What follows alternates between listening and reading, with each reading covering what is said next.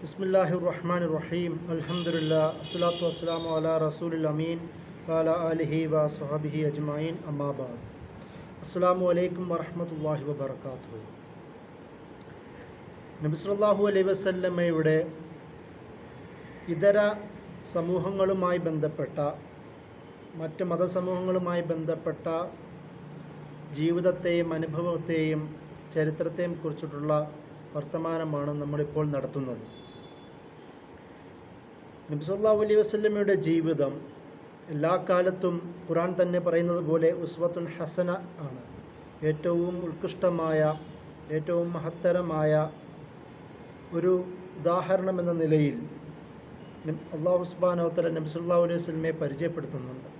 ഇന്നക ലഅലാ ഖുലുഖിൻ അളീം, ഏറ്റവും ഉത്കൃഷ്ടമായ സ്വഭാവത്തിൻ്റെ ഉടമ എന്ന രീതിയിലും നബി സല്ലല്ലാഹു അലൈഹി വസല്ലമയെ ഖുർആൻ പരിചയപ്പെടുത്തുന്നു. റഹ്മത്തൽ ലിൽ ആലമീൻ എന്നും സർവ്വലോകത്തിന് മുഴുവനുമുള്ള റഹ്മത്തായിട്ട്, അനുഗ്രഹമായിട്ട്, കാരുണ്യമായും അല്ലാഹു സുബ്ഹാനഹു വ തആല നബി സല്ലല്ലാഹു അലൈഹി വസല്ലമയെ പരിചയപ്പെടുത്തുന്നത് നമുക്ക് കാണുവാൻ കഴിയും. പരിശുദ്ധ ഖുർആൻ ഉപയോഗിക്കുന്ന ഈ പദപ്രയോഗങ്ങളിൽ, അതായത് റഹ്മത്ത് എന്നുള്ള പദപ്രയോഗം, ഇന്നക ലഅലാ ഖുലുഖിൻ അളീം എന്നുള്ള പദപ്രയോഗം, ഉസ്വത്തുൻ ഹസന എന്നുള്ള പദപ്രയോഗം, ഈ മൂന്ന് പദപ്രയോഗങ്ങളിലൂടെ തന്നെ നബി സല്ലല്ലാഹു അലൈഹി വസല്ലമയുടെ ജീവിതം എന്തായിരുന്നു എന്ന് നമുക്ക് പരിശുദ്ധ ഖുർആൻ വ്യക്തമാക്കി തരുന്നുണ്ട്.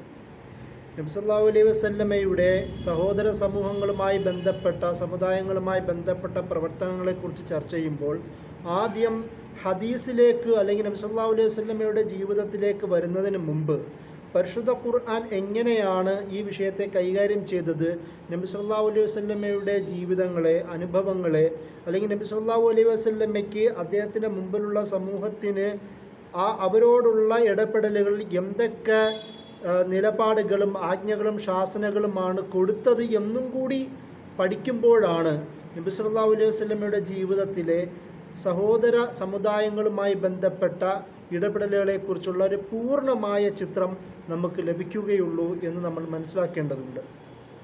കാരണം ഇസ്ലാമിൻ്റെ നബി സല്ലല്ലാഹു അലൈഹി വസല്ലമ തന്നെ വരുന്നത്, റസൂലായി വരുന്നത് റിസാലത്തിൻ്റെ ആളായതുകൊണ്ടാണ്.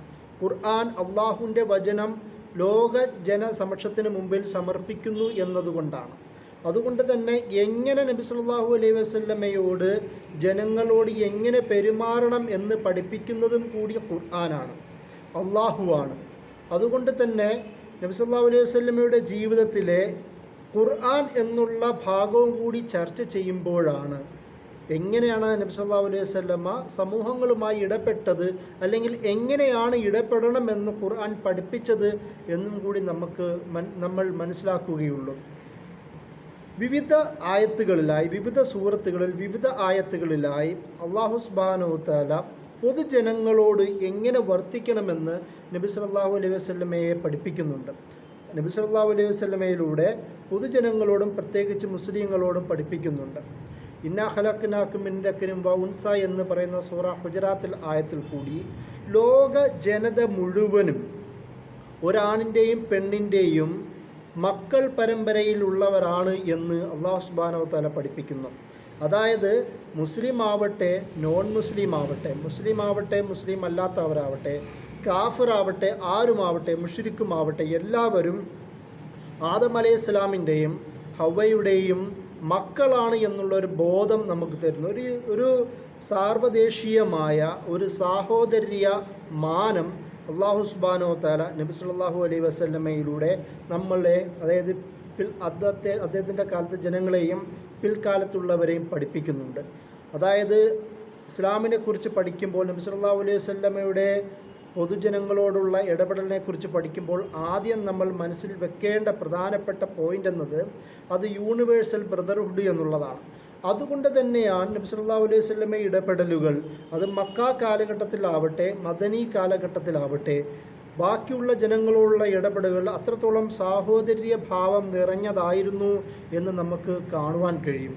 അതായത് മക്കയിലുണ്ടായിരുന്ന ബുദ്ധിമുട്ടിൽ അനുഭവപ്പെടുന്ന അടിമത്തത്തിലുള്ള ഒരുപാട് ആൾക്കാരെ, അടിമകളോട് ഇസ്ലാമിനെക്കുറിച്ച് സന്തോഷ വർത്തമാനം പറയുമ്പോഴും സഹോദര മനോഭാവത്തോട് കൂടിയിട്ടുള്ള സമീപനമായിരുന്നു നബി സല്ലല്ലാഹു അലൈഹി വസല്ലമയിൽ നമുക്ക് കാണുവാൻ കഴിയുന്നത്. നബി സല്ലല്ലാഹു അലൈഹി വസല്ലമയുടെ മക്ക കാലഘട്ടത്തിൽ തന്നെ ത്വായിഫിലേക്കുമുള്ള യാത്രകളിലും അവിടെ പലപ്പോഴും അദ്ദേഹത്തിൻ്റെ പ്രബോധന രംഗത്ത് പീഡനങ്ങൾ അനുഭവിക്കുമ്പോൾ ത്വായിഫിൻ്റെ ഉദാഹരണം തന്നെ പ്രധാനപ്പെട്ട ഒരു ഉദാഹരണമാണ്. അപ്പോഴും ജിബ്രീൽ അലൈഹിസ്സലാം വന്നിട്ട് ഈ ആൾക്കാരെ നശിപ്പിക്കണേ എന്ന് ചോദിക്കുമ്പോൾ അല്ലാഹു സുബ്ഹാനഹു വ തആലയോട് നബി സല്ലല്ലാഹു അലൈഹി വസല്ലമ പറയുന്നത്, പടച്ചോനെ നീ അവർക്ക് പുറത്തു കൊടുക്കുക, അവർക്കറിയില്ല എന്നുള്ളതാണ്. ഈ ഒരു മാനം രൂപപ്പെടുന്നത് വിശ്വാസിയാണെങ്കിലും അവിശ്വാസിയാണെങ്കിലും എല്ലാവരും അള്ളാഹുവിൻ്റെ സൃഷ്ടികളാണ്, ആദം അലൈഹിസ്സലാമിൻ്റെയും ഹവ്വയുടെയും മക്കൾ പരമ്പരയിലുള്ളവരാണ് എന്നുള്ള ബോധത്തിൽ നിന്നാണ്. അതുകൊണ്ട് തന്നെയാണ് നബി സല്ലല്ലാഹു അലൈഹി വസല്ലം ജീവിതത്തിൽ ഈ ആയത്ത്, ഈ ഒരു കൺസെപ്റ്റ് പ്രധാന ഭാഗം വഹിക്കുന്നു എന്നുള്ളത്. രണ്ടാമത്തത് പ്രധാനപ്പെട്ട ഒരു പോയിന്റാണ് വലഖദ് കറംനാ ബനി ആദം എന്ന് പറയുന്ന മറ്റൊരായത്ത്. ഈ ആയത്ത് തന്നെ അല്ലാഹു സുബ്ഹാനഹു വ തആല പറയുന്നത് ആദമിൻ്റെ മക്കളെ എല്ലാവരെയും അള്ളാഹു ആദരിച്ചിരിക്കുന്നു എന്നുള്ളതാണ്. അതായത് നമ്മൾ നേരത്തെ പറഞ്ഞതുപോലെ ഇസ്ലാമിൻ്റെയും അപ്പുറവശം കാഫറാണ്. കാഫർ എന്ന് പറഞ്ഞാൽ നമ്മൾ കുഫർ എന്നുള്ള പദത്തെ കൂടുതൽ സൂക്ഷ്മമായി മനസ്സിലാക്കേണ്ടതുണ്ട്. അറിഞ്ഞ് ധിഖരിക്കുന്ന ആളിനെയാണ്, അല്ലെങ്കിൽ ആ അവസ്ഥയാണ് കുഫർ എന്നും അങ്ങനെ ചെയ്യുന്ന ആളിനെയാണ് കാഫർ എന്നും വിളിക്കുന്നത്. അപ്പോൾ അത്രയും വ്യക്തമായ അതിർവരമ്പുകൾ നിശ്ചയിച്ചിട്ട് പോലും ഇസ്ലാമിൻ്റെ അല്ലെങ്കിൽ അള്ളാഹുവിൻ്റെ വർത്തമാനങ്ങൾ ധിഖരിക്കുന്നവരാണ് എങ്കിൽ പോലും അവരെയും അള്ളാഹു സുബ്ഹാനഹു വ തആല വലഖദ് കറംനാ ബനി ആദം, മനുഷ്യൻ എന്ന രീതിയിൽ അള്ളാഹു ആദരിച്ചിരിക്കുന്നു എന്നുള്ളൊരു കൺസെപ്റ്റ് നബി സല്ലല്ലാഹു അലൈഹി വസല്ലമയിൽ കൂടി അള്ളാഹു പൊതുജനങ്ങളെ പഠിപ്പിക്കുന്നുണ്ട് എന്നുള്ളതാണ്. അതുപോലെ തന്നെയാണ് നമ്മൾ നേരത്തെ പറഞ്ഞു വെച്ച വമാ അർസൽനാക ഇല്ലാ റഹ്മത്തൽ ലിൽ ആലമീൻ എന്ന് പറയുന്ന ആയത്ത്. അല്ലാഹു സുബ്ഹാനഹു വ തആല നബി സല്ലല്ലാഹു അലൈഹി വസല്ലമയെ പരിചയപ്പെടുത്തുന്നത് തന്നെ റഹ്മത്തൽ ലിൽ ആലമീൻ, ലോക ജനതയ്ക്കും ലോകർക്ക് മുഴുവനും റഹ്മത്തും അനുഗ്രഹവും കാരുണ്യവുമായി കൊണ്ടാണ് വരുന്നത്.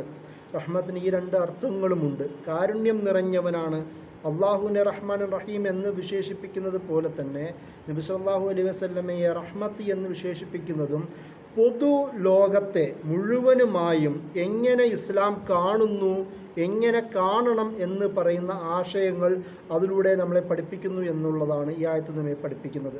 അതുപോലെ തന്നെ പരിശുദ്ധ ഖുർആനിൽ അല്ലാഹു സുബ്ഹാനഹു വ തആല സൂറത്തുൻ നഹ്ലിൽ 93-ാമത്തെ ആയത്തിൽ അള്ളാഹു പറയുന്നുണ്ട്, വലൗ ഷാ അല്ലാഹു ലജഅലകും ഉമ്മത്തൻ വാഹിദ.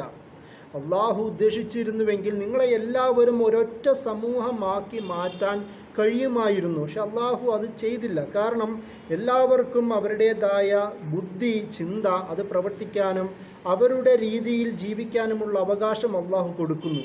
ഇത് ഇസ്ലാമിൻ്റെ തന്നെ പ്രധാനപ്പെട്ട കൺസെപ്റ്റാണ്. നബി സല്ലല്ലാഹു അലൈഹി വസല്ലമ തന്നെ അദ്ദേഹത്തിൻ്റെ ജീവിതത്തിൽ നടപ്പിലാക്കിയ ഒരു ആശയം കൂടിയാണ്. ഇതര ആൾക്കാർക്ക് അതിനുള്ള സ്വാതന്ത്ര്യം വകവെച്ച് കൊടുക്കുന്ന, അവർക്കും മേൽ ലാ ഇക്റാഹ ഫിദ്ദീൻ എന്ന സൂറ ബഖറയിൽ പറഞ്ഞതുപോലെ ഒരു തരത്തിലുമുള്ള സമ്മർദ്ദങ്ങളും ചെലുത്താതിരിക്കുന്ന ഒരു സാഹചര്യം ഉണ്ടാക്കുക എന്നുള്ളതും അള്ളാഹു ഖുർആനിൻ്റെ നബി സല്ലല്ലാഹു അലൈഹി വസല്ലമയുടെ ഇസ്ലാമിൻ്റെ ലക്ഷ്യമായി നമ്മെ പഠിപ്പിക്കുന്നു. അതേ ആശയം തന്നെയുള്ള മറ്റൊരു ആയത്ത് സൂറത്തുൽ അൻആമിൽ 35-ാമത്തെ ആയത്തിൽ അല്ലാഹു സുബ്ഹാനഹു വ തആല പറയുന്നത്, വലൗ ഷാഅ ലജമഅഹും അലൽ ഹുദ.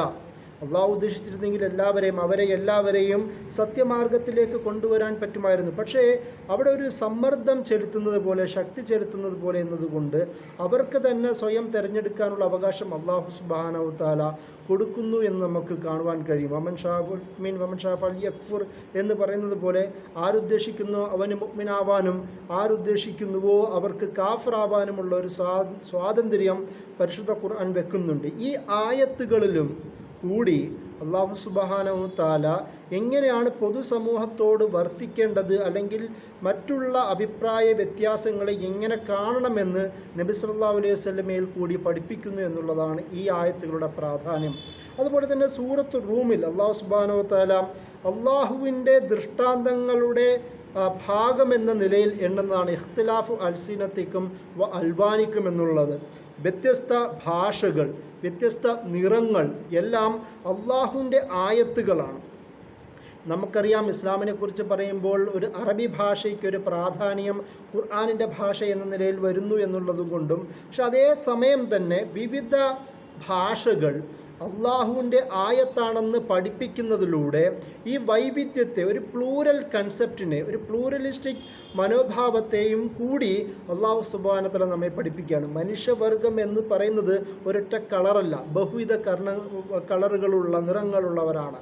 മനുഷ്യവംശം എന്ന് പറയുന്ന വിവിധ ഭാഷകളുള്ളവരാണ്. വജഅൽനാകും ശുഉബൻ വഖബാഇല ലിതആറഫു എന്ന് സൂറത്ത് ഹുജറാത്തിൽ തന്നെ പറയുന്നത്. വ്യത്യസ്ത ഗോത്രങ്ങളും സമൂഹങ്ങളും ആക്കിയത് തന്നെ പരസ്പരമുള്ള തിരിച്ചറിവിനെയും ഇഴയെടുപ്പും ചെയ്യുവാൻ വേണ്ടിയിട്ടാണ് എന്ന് അല്ലാഹു സുബ്ഹാനഹു വ തആല പറയുന്നത്. ഈ ഒരു തരത്തിൽ സൃഷ്ടിപ്പിൽ തന്നെ, മനുഷ്യൻ്റെയും സമൂഹത്തിൻ്റെയും സൃഷ്ടിപ്പിൽ തന്നെ വൈവിധ്യങ്ങൾ കൊണ്ട് നിറച്ചത്, അത് ഒരു വിശ്വാസി ആ വൈവിധ്യത്തെയും കൂടി ഏറ്റെടുക്കാനും അത് അവൻ്റെ ജീവിതത്തിൽ നടപ്പിലാക്കുവാനും വേണ്ടിയിട്ടാണ് അല്ലാഹു സുബ്ഹാനഹു വ തആല നബി സല്ലല്ലാഹു അലൈഹി വസല്ലമയിൽ കൂടി ഈ ആയത്തുകൾ നമ്മെ പഠിപ്പിക്കുന്നത് എന്ന് നമ്മൾ മനസ്സിലാക്കേണ്ടതുണ്ട്. അതുപോലെ തന്നെ നീതിയുമായി ബന്ധപ്പെട്ട നിരവധി ആയത്തുകൾ പരിശുദ്ധ ഖുർആൻ നബി സല്ലല്ലാഹു അലൈഹി വസല്ലമയിൽ കൂടി നമ്മെ പഠിപ്പിക്കുന്നുണ്ട്.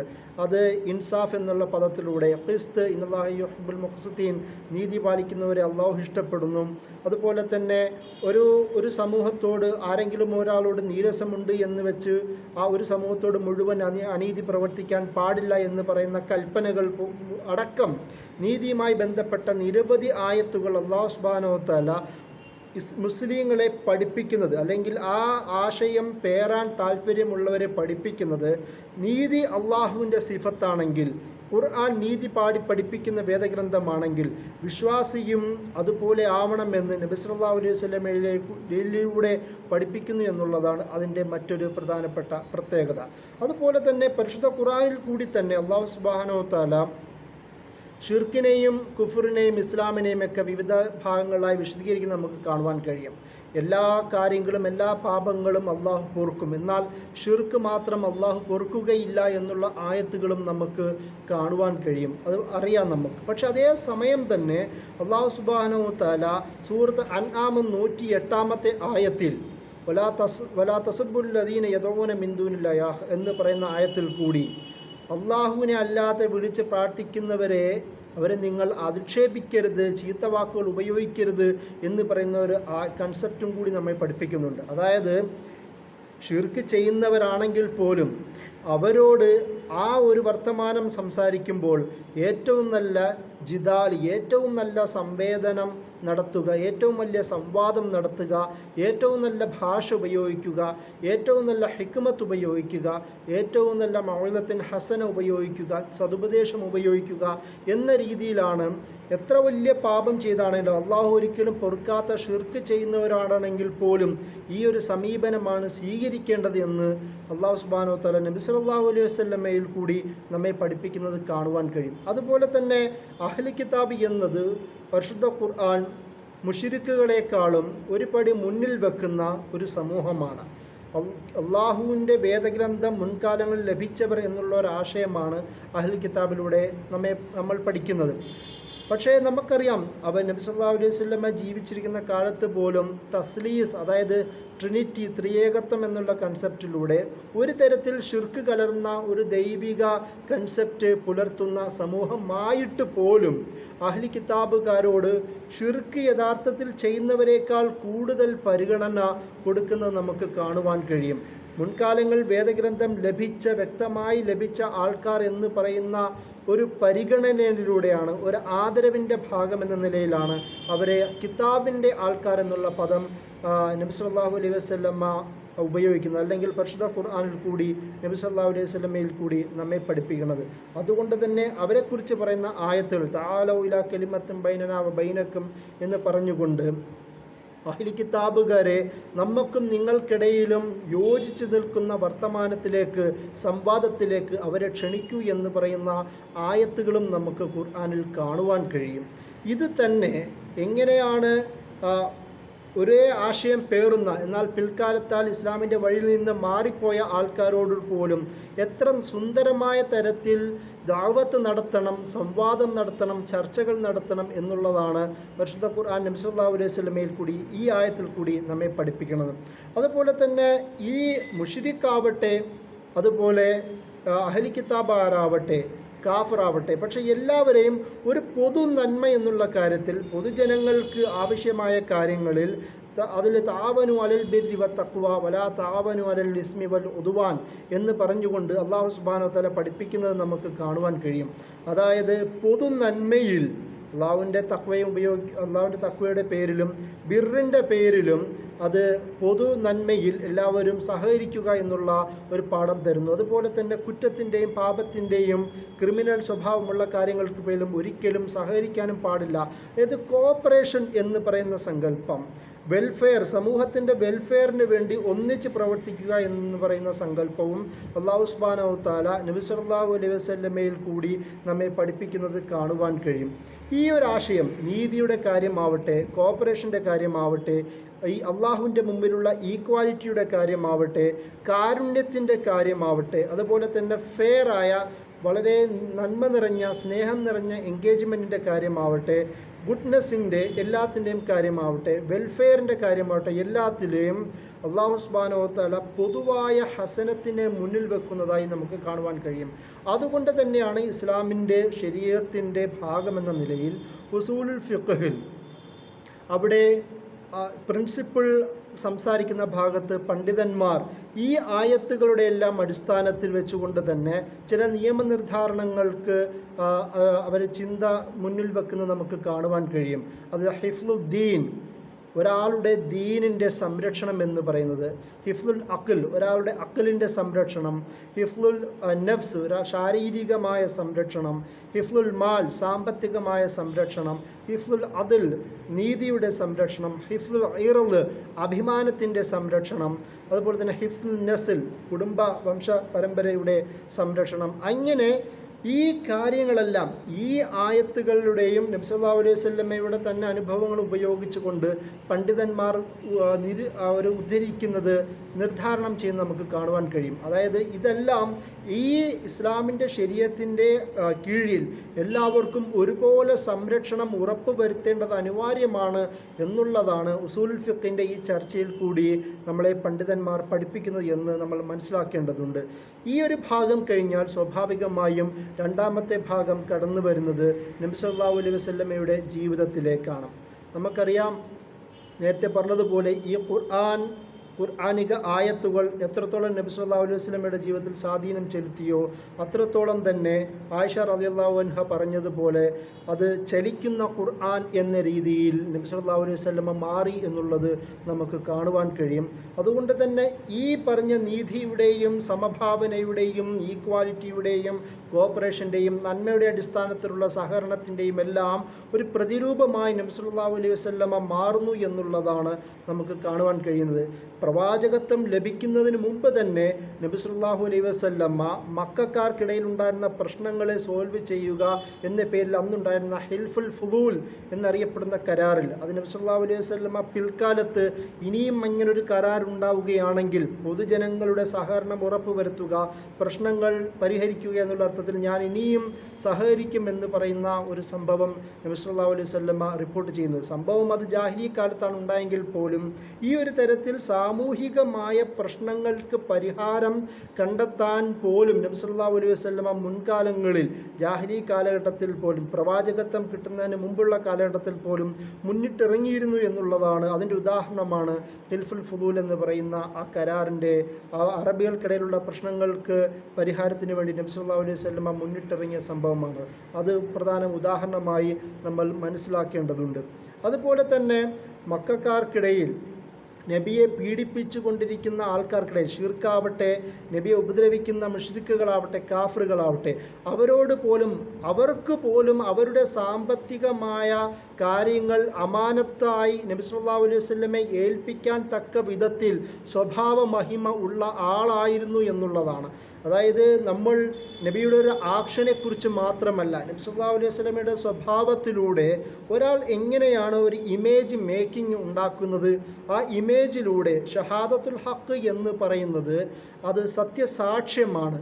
ആ സത്യത്തിൻ്റെ ശരീരത്തിലൂടെയുള്ള പ്രവർത്തനങ്ങളിലൂടെയുള്ള പ്രതിഫലനമാണ് ഉണ്ടാവുന്നത്. അതാണ് ഷഹാദത്തുൽ ഹഖ്.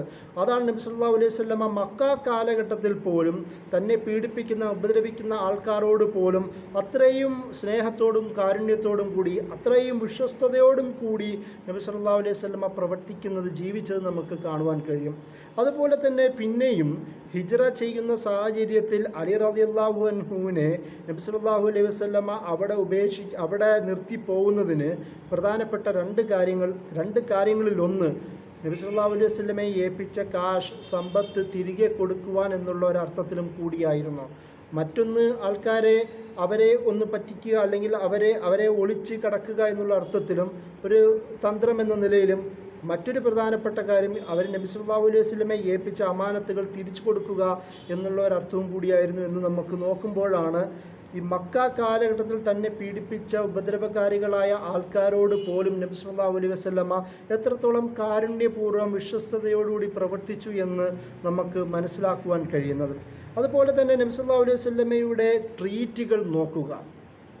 ഹുദൈബിയ സന്ധിയുടെ ഏറ്റവും പ്രധാനപ്പെട്ട പ്രത്യേകത, നബി സല്ലല്ലാഹു അലൈഹി വസല്ലമയും ഒരു സൈന്യമായി തന്നെ ആക്രമിക്കാൻ പറ്റുന്ന സാഹചര്യത്തിൽ ഉണ്ടായിരിക്കെ തന്നെ അവരോട് പ്രശ്നങ്ങൾ പരിഹാരം കണ്ടെത്തുന്നതിന് കരാറുകളും സന്ധികളും ഉപയോഗിക്കുന്ന ഒരു രീതി നബി സല്ലല്ലാഹു അലൈഹി വസല്ലമ സ്വീകരിച്ചു എന്നുള്ളതാണ് ഹുദൈബിയ സന്ധിയിലൂടെ നമ്മളെ പഠിപ്പിക്കുന്നത്. മുശ്രിക്കുകളുമായി അല്ലെങ്കിൽ നബിയെ തന്നെ ധിക്കരിച്ചിരുന്ന കാഫറുകളുടെ ഒരു കൂട്ടമായിട്ട് പോലും ഒരു പ്രശ്നപരിഹാരത്തിന് അതായത് ഒരു സമാധാന ഒരു സന്തുലിതാവസ്ഥ രൂപീകരിക്കുവാൻ വേണ്ടി ചർച്ചകൾക്ക് പോലും മുന്നിട്ടിറങ്ങുന്ന നബി സല്ലല്ലാഹു അലൈഹി വസല്ലമ എങ്ങനെയാണ് അവിശ്വാസികളോട് അല്ലെങ്കിൽ മറ്റുള്ളവരോട് പെരുമാറേണ്ടത് എന്ന് ആ സംഭവത്തിലൂടെ നമ്മെ പഠിപ്പിക്കുന്നുണ്ട്.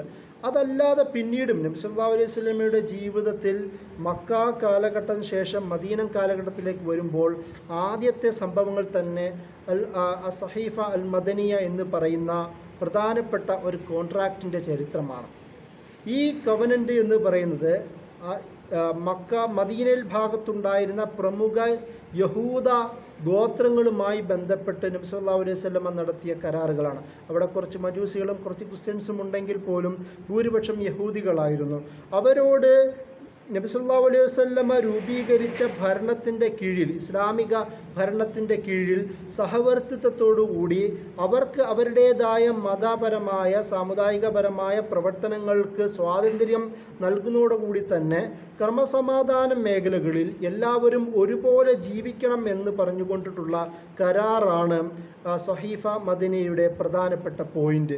അതുകൊണ്ട് തന്നെ ഇത് ഇസ്ലാമിക ചരിത്രത്തിൽ ഏറ്റവും പ്രധാനപ്പെട്ട ഒരു ഡോക്യുമെൻ്റായി മാറുകയും അതൊരു കോൺസ്റ്റിറ്റ്യൂഷൻ എന്ന തരത്തിൽ മദീനിയൻ കോൺസ്റ്റിറ്റ്യൂഷൻ എന്നോ അല്ലെങ്കിൽ മദീനൻ ചാർട്ടർ എന്ന പേരിൽ തന്നെ ലോക പ്രശസ്തമായി മാറുവാനും കഴിഞ്ഞു എന്നുള്ളതാണ്. ആ സംഭവത്തിലൂടെ അവിടുത്തെ പ്രമുഖരായ യഹൂദ ഗോത്രങ്ങളുമായി നബി സല്ലല്ലാഹു അലൈഹി വസല്ലമയ്ക്ക് സമാധാനപരമായ ഒരു സാഹചര്യം രൂപപ്പെടുത്തുവാനും പിന്നീട് സംഘർഷങ്ങൾ കുറയ്ക്കുവാനും ആ ഒരു മദീനൻ ചാർട്ടറിലൂടെ സഹീഫ മദനിയയിൽ കൂടി കഴിഞ്ഞു എന്നുള്ളതാണ് നമ്മൾ മനസ്സിലാക്കേണ്ടത് മറ്റൊരു പ്രധാനപ്പെട്ട വസ്തുത. അതുപോലെ തന്നെ വേറെയും എടുത്തു പറയേണ്ട മറ്റൊരു കവനൻസിൻ്റെ ഒരു കൂട്ടമാണ് ഏകദേശം അറബ് ഭാഗത്തന്നുണ്ടായിരുന്ന ഒട്ടുമിക്ക ക്രിസ്ത്യൻ സമൂഹങ്ങളുമായി നബി സല്ലല്ലാഹു അലൈഹി വസല്ലമ നടത്തിയ കവനൻറ്റുകളുടെ ഈ സന്ധികളുടെ ഒരു അല്ലെങ്കിൽ അവർക്കയച്ച നബി സല്ലല്ലാഹു അലൈഹി വസല്ലമയുടെ സമാധാന ശ്രമങ്ങളുടെ ഒരു നിര തന്നെ നമുക്ക് കാണുവാൻ കഴിയും. അത് പ്രധാനമായി എടുത്തു നോക്കുകയാണെങ്കിൽ അത് ഈജിപ്തിലെ സിനായ് ഭാഗത്തുള്ള ഗ്രീക്ക് ക്രിസ്ത്യൻസുമായി നബി സല്ലല്ലാഹു അലൈഹി വസല്ലമ നടത്തിയ മൗണ്ട് സിനൈൻ ഭാഗത്തുള്ള ഗ്രീക്ക് ക്രിസ്ത്യൻസുമായി കോപ്റ്റിക് ഗ്രീക്ക് ക്രിസ്ത്യൻസുമായി നടത്തിയ ആദ്യ ഒരു കവനൻ്റാണ് ഏറ്റവും പ്രധാനപ്പെട്ട കവനൻ്റ്. ഇത് ഹിജ്റയുടെ രണ്ടാം വർഷമാണ് ഈ സംഭവം ഉണ്ടാകുന്നത്.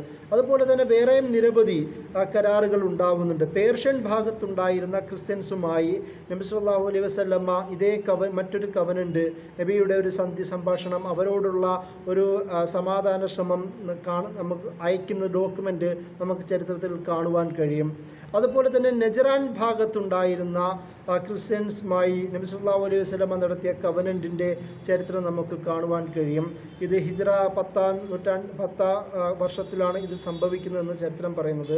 അതുപോലെ തന്നെ നബി സല്ലല്ലാഹു അലൈഹി വസല്ലമ മെസപ്പൊട്ടോമിയൻ ഭാഗത്തുണ്ടായിരുന്ന അസീറിയൻ ക്രിസ്ത്യൻസുമായി ബന്ധപ്പെട്ട ഒരു കവനൻറ്റും നമുക്ക് കാണുവാൻ കഴിയും. അതുപോലെ തന്നെ ജെറൂസലേമിലെ മസ്ജിദുൽ അഖ്സൻ ഭാഗത്തുള്ള അർമീനിയൻ ക്രിസ്ത്യൻസുമായി ബന്ധപ്പെട്ട് പോലും നബി സല്ലല്ലാഹു അലൈഹി വസല്ലമയുടെ ഒരു കവനൻറ്റ് നമുക്ക് കാണാം. അതിൻ്റെ കൂടെ ചേർത്ത് വെക്കേണ്ടത് ഒരു പൊതുവായ കവനൻറ്റ്, ലോകത്തുള്ള ക്രിസ്ത്യൻസിന് വേണ്ടിയിട്ടുള്ള നബി സല്ലല്ലാഹു അലൈഹി വസല്ലമയുടെ ഒരു ആജ്ഞാപത്രം അല്ലെങ്കിൽ നബിയുടെ ഒരു സന്ദേശം എന്ന രീതിയിൽ അൽ-അഹ്ദു വശുറൂത്ത് അല്ലത്തി ശറത്തഹ മുഹമ്മദ് റസൂലുള്ളാഹി സ്വല്ലല്ലാഹു അലൈഹി വസല്ലം ലി അഹ്ലിൽ മില്ലത്തുൻ നസ്രാനിയ എന്ന പേരിൽ ലോകത്തിലുള്ള ക്രിസ്ത്യൻ സമൂഹത്തിനുള്ള നബി സല്ലല്ലാഹു അലൈഹി വസല്ലമയുടെ കരാർ, കവനൻ്റ് എന്ന രീതിയിലും നമുക്ക് കാണുവാൻ കഴിയും. ഇങ്ങനെ മദീന ചാർട്ടറിലൂടെ യഹൂദ സമൂഹവുമായി ബന്ധപ്പെട്ട നബി സല്ലല്ലാഹു അലൈഹി വസല്ലമയുടെ കരാർ, അതുപോലെ അതിനുശേഷം അല്ലെങ്കിൽ അതിൻ്റെ ഇടയിലും അതിന് പിന്നീടും നബി സല്ലല്ലാഹു അലൈഹി വസല്ലമ ചുറ്റുപാടുമുള്ള അത് ജെറൂസലേമിലാവട്ടെ, മെസപ്പൊട്ടോമിയയിലാവട്ടെ, പേർഷ്യക്കാരാവട്ടെ, ഈജിപ്റ്റ് ആവട്ടെ, നജറാൻ ഭാഗത്തുള്ളവരാവട്ടെ, ഇങ്ങനെ വ്യത്യസ്ത ഭാഗങ്ങളിൽ ജീവിച്ചിരിക്കുന്ന ക്രിസ്ത്യൻസുമായി നബി സല്ലല്ലാഹു അലൈഹി വസല്ലമ നടത്തിയ കരാറുകളുടെയും ഒരു കൂട്ടം നമുക്ക് കാണുവാൻ കഴിയും. സ്വാഭാവികമായും മദീനയും മദീനയുടെ ചുറ്റുപാട് ഭാഗത്തും ഭൂരിപക്ഷം ഉണ്ടായിരുന്ന രണ്ട് സമൂഹമാണ്. അത് കൂടുതൽ ക്രിസ്ത്യൻസാണ്. അതുകൊണ്ടാണ് ക്രിസ്ത്യൻസുമായിട്ട് കൂടുതൽ കരാറുകൾ നമുക്ക് കാണുവാൻ കഴിയുന്നത്. മദീനയുടെ ഭാഗത്ത് കൂടി താമസിച്ചവരാണ് ബനു നദീർ, ബനു ഖൈനുക പോലുള്ള നിരവധി യഹൂദ ഗോത്രങ്ങൾ. അവരുമായിട്ടും കവനൻ്റ് നമുക്ക് കാണുവാൻ കഴിയും. ഒരുപക്ഷെ ചരിത്രം നോക്കുമ്പോൾ എന്തുകൊണ്ടാണ് ബനു ഖൈനുക, ബനു നദീർ പോലുള്ള ഗോത്രങ്ങൾ നബി സല്ലല്ലാഹു അലൈഹി വസല്ലമ വളരെ സ്ട്രിക്റ്റായ തീരുമാനം എടുത്തത് എന്നത് ഈ മദീന ചാർട്ടറിലൂടെ അവരുണ്ടാക്കിയെടുത്ത കരാർ ലംഘനത്തിൻ്റെ ഒരു പരിണത ഫലമായിരുന്നു ആ നബി സല്ലല്ലാഹു അലൈഹി വസല്ലം അവരോട് സ്വീകരിച്ച വളരെ കണിശമായ നിലപാടുകൾ എന്ന് നമുക്ക് മനസ്സിലാക്കുവാൻ കഴിയും. കാരണം ഒരു കരാറിൽ ഏർപ്പെട്ട് കഴിഞ്ഞാൽ ആ കരാർ ആ സമൂഹത്തിൻ്റെ അതായത് ആ സമൂഹത്തിൻ്റെ സമാധാന പരിപാലനത്തിന് വേണ്ടിയിട്ടായിരുന്നു. ഈ കരാർ പോലും അവരുടെ താല്പര്യപ്രകാരവും കൂടിയായിരുന്നു കരാർ ഉണ്ടാവുന്നത്. അതായത് നബി സല്ലല്ലാഹു അലൈഹി വസല്ലമ അവരോട് മുന്നിൽ വിളിച്ചു വരുത്തുകയും കരാർ നിങ്ങൾ സമ്മതിക്കണമെന്ന് സമ്മർദ്ദം ചെലുത്തി ശക്തി ഉപയോഗിച്ച് ഒപ്പിടിപ്പിക്കുന്നതായിരുന്നില്ല നബി സല്ലല്ലാഹു അലൈഹി വസല്ലമയുടെ കരാർ. അവരുടെ താല്പര്യപ്രകാരം അവരുടെ നേതാക്കളുടെ തൃപ്തിയോടുകൂടി നടത്തിയ കരാറുകളായിരുന്നു. അതുകൊണ്ട് തന്നെയാണ് കരാർ ലംഘനത്തിന് ശക്തമായ ഒരു ശിക്ഷ തന്നെ നബി സല്ലല്ലാഹു അലൈഹി വസല്ലമ സ്വീകരിച്ചിരുന്നത് എന്ന് നമുക്ക് കാണുവാൻ കഴിയും. ഇതാണ് കരാറുമായി ബന്ധപ്പെട്ട ചരിത്രം. പിന്നീട് നോക്കുകയാണെങ്കിൽ നബി സല്ലല്ലാഹു അലൈഹി വസല്ലമയുടെ ജീവിതത്തിൽ തന്നെ നിരവധി ഉദാഹരണങ്ങൾ നമുക്ക് കാണുവാൻ കഴിയും. എങ്ങനെയാണ് നോൺ മുസ്ലിം സമൂഹത്തെ സമീപിക്കേണ്ടത് എന്ന് നിരവധി സംഭവങ്ങളിലൂടെ നബി സല്ലല്ലാഹു അലൈഹി വസല്ലമ നമ്മെ പഠിപ്പിക്കുന്നുണ്ട്. ഒരു അന്നത്തെ മദീനൻ സാഹചര്യത്തിൽ നബി സല്ലല്ലാഹു അലൈഹി വസല്ലമയ്ക്കും അല്ലെങ്കിൽ കൂടെയുള്ളവർക്കും നിരവധി നോൺ മുസ്ലിങ്ങളായ ബന്ധുക്കളും ഉണ്ടായിരുന്നു. വിശ്വാസം അതുവരെ സ്വീകരിക്കാതിരുന്ന നിരവധി ബന്ധുക്കളും ഉണ്ടായിരുന്നതായി നമുക്ക് ചരിത്രത്തിൽ കാണുവാൻ കഴിയും. ഉദാഹരണം അസ്മാ ബിൻത് അബൂബക്കർ റളിയല്ലാഹു അൻഹ അവരുടെ ഒരു സംഭവം പറയുന്നുണ്ട്. അതായത് അവരുടെ കാലത്തിൽ അവരുടെ ഉമ്മ ആ ഒരു സമയത്ത് മുശ്രിക്കായിരുന്നു. അപ്പോൾ ഇടയ്ക്കിടയ്ക്ക് ഈ ഉമ്മ അസ്മയെ സന്ദർശിക്കുന്ന കാര്യങ്ങൾ നബി സല്ലല്ലാഹു അലൈഹി വസല്ലമയോട് വന്ന് പറയുകയും ഈ സന്ദർശനം എനിക്ക് വളരെ ഹൃദ്യമായി സ്വീകരിക്കാൻ പറ്റുമോ, അവരോട് ഞങ്ങൾ എന്ത് നിലപാടാണ് സ്വീകരിക്കേണ്ടതെന്ന് നബി സല്ലല്ലാഹു അലൈഹി വസല്ലമയോട് അസ്മാ ബിൻത് അബൂബക്കർ റളിയല്ലാഹു അൻഹ ചോദിക്കുമ്പോൾ നബി സല്ലല്ലാഹു അലൈഹി വസല്ലമ അവരോട് പറയുന്നത് ഏറ്റവും നല്ല രീതിയിൽ ബിർറുൽ വാലിദൈൻ എന്ന് പറയുന്ന സൂറത്തുൽ ലുഖ്മാനിൽ തന്നെ നമ്മൾ പഠിപ്പിക്കുന്നുണ്ട്. അതായത് നമ്മളെ ഷിർക്ക് ചെയ്യുവാനും വേണ്ടാത്ത ചെയ്യുവാനും നിർബന്ധിക്കാത്തിടത്തോളം കാലം അല്ലെങ്കിൽ അതിനെ മാറി നിൽക്കുകയും എന്നാൽ മാതാപിതാക്കളോട് നല്ല നിലയിൽ പെരുമാറണമെന്ന് എന്ന് സൂറത്തുൽ ലുഖ്മാനിലൂടെ നമ്മൾ പഠിപ്പിക്കുന്നുണ്ട്. അതേ സംഭവം തന്നെ നബി സല്ലല്ലാഹു അലൈഹി വസല്ലമ അസ്മാ ബിൻത് അബൂബക്കർ റളിയല്ലാഹു അൻഹയോട് പറയുന്നുണ്ട്, നിൻ്റെ മാതാവിനോട് ഏറ്റവും നല്ല നിലയിലുള്ള ബന്ധമാണ് ഉണ്ടാക്കേണ്ടതെന്ന് പറയുന്നു. ബുഖാരി മുസ്ലിം അടക്കമുള്ള ഗ്രന്ഥങ്ങൾ ഈ ഒരു സംഭവം റിപ്പോർട്ട് ചെയ്യുന്നുണ്ട്. അതുപോലെ തന്നെ ഈ നോൺ മുസ്ലിം ആൾക്കാരോട് അവർക്ക് വേണ്ടി പ്രാർത്ഥിക്കാമോ? നബി സല്ലല്ലാഹു അലൈഹി വസല്ലമ ഏറ്റവും കൂടുതൽ പ്രാർത്ഥിച്ചിരുന്നത് ത്വായിഫിൻ്റെ സംഭവം തന്നെ നേരത്തെ വിശദീകരിച്ചതുപോലെ നബി സല്ലല്ലാഹു അലൈഹി വസല്ലമയെ ഉപദ്രവിച്ച ത്വായിഫിലുണ്ടായിരുന്ന നബിയുടെ കുടുംബക്കാരും അവരുടെ ആൾക്കാരും ചേർന്ന് കല്ലെറിഞ്ഞ് ഓടിച്ചപ്പോൾ പോലും നബി സല്ലല്ലാഹു അലൈഹി വസല്ലമ അവർക്ക് വേണ്ടി പ്രാർത്ഥിക്കുന്ന ഒരു സംഭവമാണ്. അതായത് ഇസ്ലാം പഠിപ്പിക്കുന്നത് തങ്ങളുടേതല്ലാത്ത വിശ്വാസം പുലർത്തുന്ന, സ്വീകരിക്കാൻ താല്പര്യമില്ലാത്ത ആൾക്കാർക്ക് വേണ്ടി പോലും പ്രാർത്ഥിക്കാനുള്ള ഒരു ഹൃദയവിശാലത മുസ്ലിങ്ങൾക്ക് ഉണ്ടാവണമെന്നുള്ളതാണ് നബി സല്ലല്ലാഹു അലൈഹി വസല്ലമയുടെ സംഭവങ്ങളിലൂടെ അദ്ദേഹം നമ്മെ പഠിപ്പിക്കുന്നത്. അതുപോലെ തന്നെ ഈ ഒരു സാമൂഹിക ഇടപാടുകൾ എന്ന നിലയിൽ തന്നെ സമ്മാനങ്ങളുടെ കൈമാറ്റങ്ങളെക്കുറിച്ചും ഹദീസുകളിൽ ഒരുപാട് വിശദീകരിക്കുന്ന നമുക്ക് കാണുവാൻ കഴിയും. ഇബ്നു ഉമർ റളിയല്ലാഹു അൻഹു അദ്ദേഹം റിപ്പോർട്ട് ചെയ്യുന്ന ഒരു സംഭവമുണ്ട്. ഉമർ റളിയല്ലാഹു അൻഹു അദ്ദേഹത്തിന് ലഭിച്ച ഒരു വസ്ത്രം അദ്ദേഹത്തിൻ്റെ സഹോദരന്, അതുവരെ ഇസ്ലാം സ്വീകരിക്കാത്ത സഹോദരന് ഈ ഒരു സമ്മാനമായി അയക്കുകയും നബി സല്ലല്ലാഹു അലൈഹി വസല്ലമ അതിനെ അംഗീകരിക്കുകയും ചെയ്യുന്നതായി നമുക്ക് കാണുവാൻ കഴിയും. അതുപോലെ തന്നെ നോൺ മുസ്ലിങ്ങളിൽ നിന്ന് ഇങ്ങോട്ട് സമ്മാനം സ്വീകരിക്കുന്നതിനെക്കുറിച്ചും ഹദീസുകളിലൂടെ നമുക്ക് കാണുവാൻ കഴിയും. ഒരു യഹൂദ സ്ത്രീ നബി സല്ലല്ലാഹു അലൈഹി വസല്ലമയ്ക്ക് ഒരു അറുത്ത ആട് മാംസം കഴിക്കുകയും അതിൽ കുറച്ച് പോയിസൺ ഉണ്ടായിരുന്നു എന്നുള്ളതാണ് ചരിത്രം. എന്നാൽ പോലും നബി സല്ലല്ലാഹു അലൈഹി വസല്ലമ ആ സ്ത്രീക്ക് പുറത്തു കൊടുക്കുകയും ചെയ്തു എന്നുള്ളതാണ് ആ ഒരു സംഭവം. പക്ഷേ പിന്നീട് നബിയുടെ കൂടെ, നബി സല്ലല്ലാഹു അലൈഹി വസല്ലമയുടെ കൂടെ ഭക്ഷണം കഴിച്ച ബിശ്ർ ബിൻ ബറ എന്ന് പറയുന്ന സ്വഹാബി മരിച്ചതിനാൽ തന്നെ ആ സ്ത്രീ നബിക്ക് വിഷം കൊടുത്തു എന്നതിന് പകരം മറ്റൊരു വിശ്വാസി കൊല്ലപ്പെട്ടു എന്നതിന് ഖിസാസ് എന്ന നിലയിൽ ആ സ്ത്രീയെ വധിക്കുന്ന സംഭവമാണുള്ളത്. അപ്പോൾ അതിന് പകരം നബി സല്ലല്ലാഹു അലൈഹി വസല്ലമയ്ക്ക് വിഷം കൊടുത്തു എന്നതിൻ്റെ പേരിലല്ല അവരെ കൊല്ലുന്നത് എന്നതും കൂടി നമ്മൾ മനസ്സിലാക്കേണ്ടതുണ്ട്. അതായത് ഒരു പ്രവാചകനെ, ഒരു നാട്ടിലെ ഭരണാധികാരിയെ വിഷം കൊടുത്ത് കൊല്ലാൻ ശ്രമിച്ച ഒരു സ്ത്രീയെ പുറത്തു കൊടുക്കുന്ന മനോഭാവം കൂടി നബി സല്ലല്ലാഹു അലൈഹി വസല്ലമ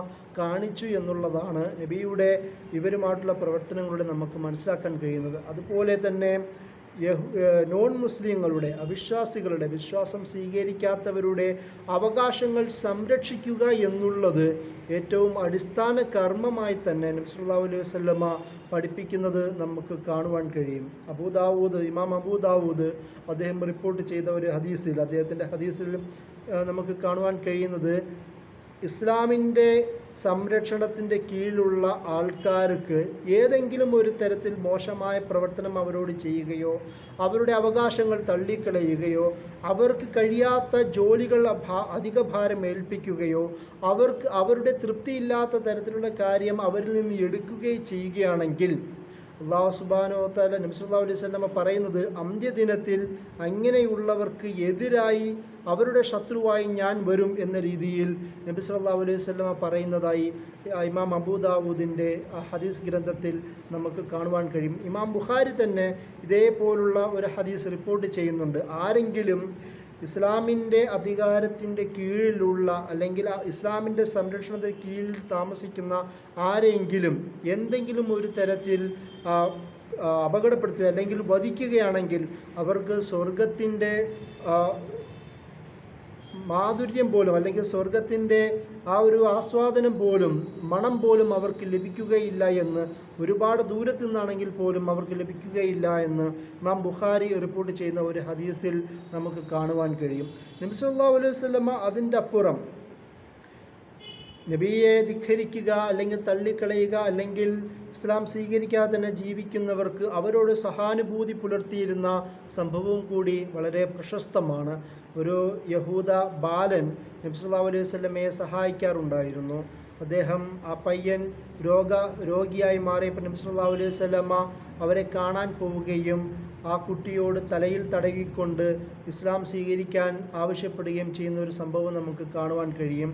പിന്നീട് ആ കുട്ടി പിന്നീട് ഇസ്ലാം സ്വീകരിക്കുന്നതാണ് ചരിത്രമെങ്കിൽ പോലും ഈ ഒരു സംഭവത്തിൽ കൂടി നബി സല്ലല്ലാഹു അലൈഹി വസല്ലമ പഠിപ്പിക്കുന്നത് അത് നമ്മളുടെ ഒരു മുസ്ലിം സമൂഹത്തിൽ ഉണ്ടാവേണ്ട ഒരു രീതിയും കൂടിയാണ്. അതായത് നമ്മളുടെ രോഗസന്ദർശനങ്ങൾ ഒരു വിശ്വാസം എന്ന് പറയുന്ന ഒരു പരിധിക്കുള്ളിൽ മാത്രമല്ല, സൗഹൃദത്തിൻ്റെ അപ്പുറം എല്ലാവരോടും ഒരുപോലെ അള്ളാഹുവിൻ്റെ മുന്നിൽ എല്ലാവരും തുല്യരാണ്, അവരോടൊരു സഹാനുഭൂതിയും അനുകമ്പവും കാണിക്കണമെന്നുള്ളതാണ് ഈ ഹദീസ് കൂടി നബി സല്ലല്ലാഹു അലൈഹി വസല്ലമ നമ്മെ പഠിപ്പിക്കുന്നത്. അതുപോലെ തന്നെ നോൺ മുസ്ലിങ്ങളുമായി ബന്ധപ്പെട്ട ക്രയവിക്രയങ്ങൾ, കച്ചവടങ്ങൾ, അവരുമായിട്ടുള്ള ബിസിനസ് ഇടപാടുകളെല്ലാം നബി സല്ലല്ലാഹു അലൈഹി വസല്ലമ അടക്കം ചെയ്തിരുന്നു എന്നുള്ളതാണ് നമുക്ക് കാണുവാൻ കഴിയുന്നത്. നബി സല്ലല്ലാഹു അലൈഹി വസല്ലമയും അദ്ദേഹത്തിൻ്റെ തന്നെ പരിചിതനായിരുന്ന ഒരു യഹൂദനുമായും പരസ്പരം അങ്ങോട്ടും ഇങ്ങോട്ടും കച്ചവടം നടത്തിയിരുന്നത് നബി സല്ലല്ലാഹു അലൈഹി വസല്ലമയുടെ പരിച മറ്റേ ആൾക്ക് കൊടുത്ത് ഒരു പണയമായി കൊടുത്ത സംഭവങ്ങളൊക്കെ നമുക്ക് കാണുവാൻ കഴിയും. പ്രത്യേകം ശ്രദ്ധിക്കേണ്ടത്, നബി സല്ലല്ലാഹു അലൈഹി വസല്ലമയുടെ ജീവിതത്തിൽ ഏറ്റവും കൂടുതൽ ഇടപെട്ടിരുന്നത് യഹൂദരുമായിട്ടായിരുന്നു. അതേസമയം തന്നെ ബനു ഖൈനുഖ, ബനു നദീർ പോലുള്ള ഗോത്രങ്ങളുടെ കരാർ ലംഘനത്തിൻ്റെ ഭാഗമായും മുശ്രിക്കുകളോട് പങ്കു ചേർന്നിട്ട് യുദ്ധം ചെയ്തതിൻ്റെ ഭാഗമായും അവരവിടുന്ന് പുറത്താക്കുകയും ശിക്ഷിക്കുകയും ചെയ്ത സാഹചര്യത്തിലും അതിനുശേഷവും പോലും നബി സല്ലല്ലാഹു അലൈഹി വസല്ലം യഹൂദരോട് വളരെ സുന്ദരമായ, വളരെ ഹൃദ്യമായ ബന്ധം കീപ്പ് ചെയ്തിരുന്നു, സൂക്ഷിച്ചിരുന്നു എന്ന ചരിത്രത്തിലുണ്ട്. ബുഖാരി, മുസ്ലിം അടക്കമുള്ള ഹദീസ് ഗ്രന്ഥങ്ങളിലും ഇത് ഒരുപാട് പരാമർശിക്കുന്നത് നമുക്ക് കാണുവാൻ കഴിയും.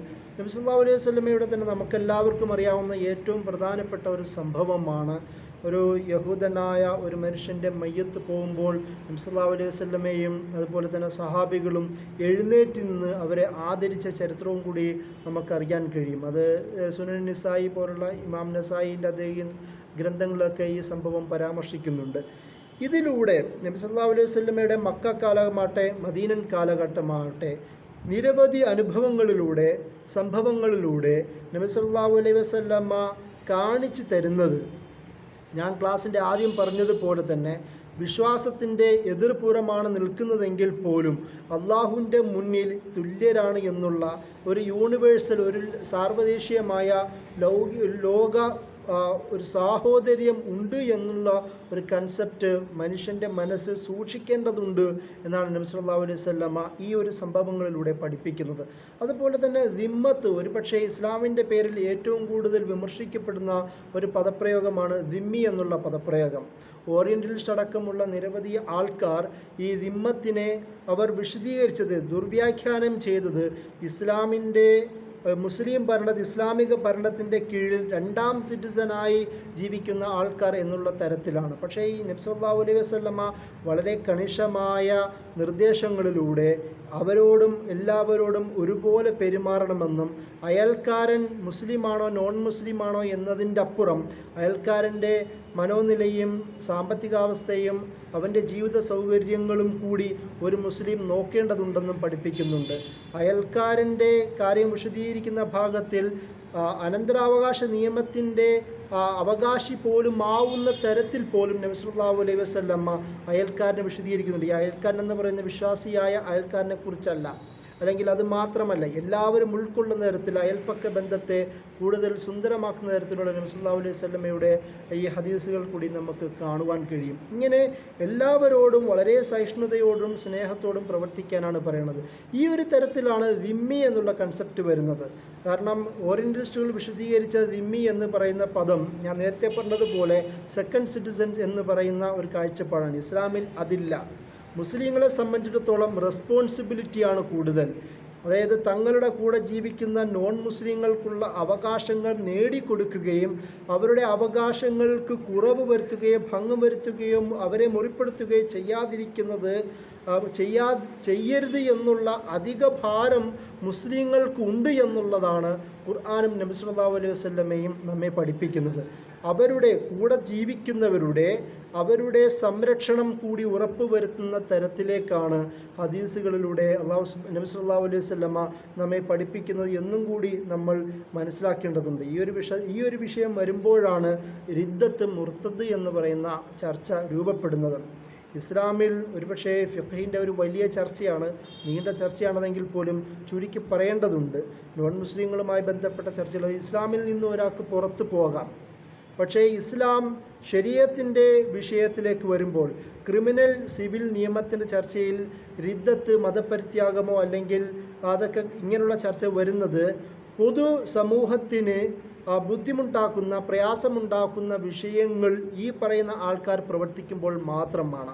ഖുർആൻ പറഞ്ഞതുപോലെ ഫമൻ ഷാ ഫൽ യുഅ്മിൻ ഫമൻ ഷാ ഫൽ യക്ഫുർ, ആരുദ്ദേശിക്കുന്നവന് മുഅ്മിനാവാം അല്ലെങ്കിൽ കാഫിറാവാം. അവരുടെ അവകാശങ്ങളിലും അഭിപ്രായ സ്വാതന്ത്ര്യത്തിലും ഇടപെടുകയില്ല. പക്ഷേ അത് പൊതുസമൂഹത്തിന് ഉപദ്രവമാവുന്ന തരത്തിലേക്ക് മാറുവാൻ പാടില്ല എന്നുള്ളതാണ്.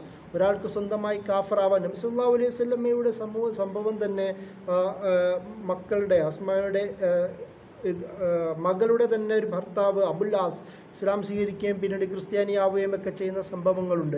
നബി സല്ലല്ലാഹു അലൈഹി വസല്ലമ അദ്ദേഹത്തോട് വളരെ സ്നേഹപൂർവ്വമായ നിലപാടാണ് സ്വീകരിക്കുന്നത് എന്ന് നമുക്ക് ചരിത്രത്തിൽ നോക്കുമ്പോൾ കാണുവാൻ കഴിയും.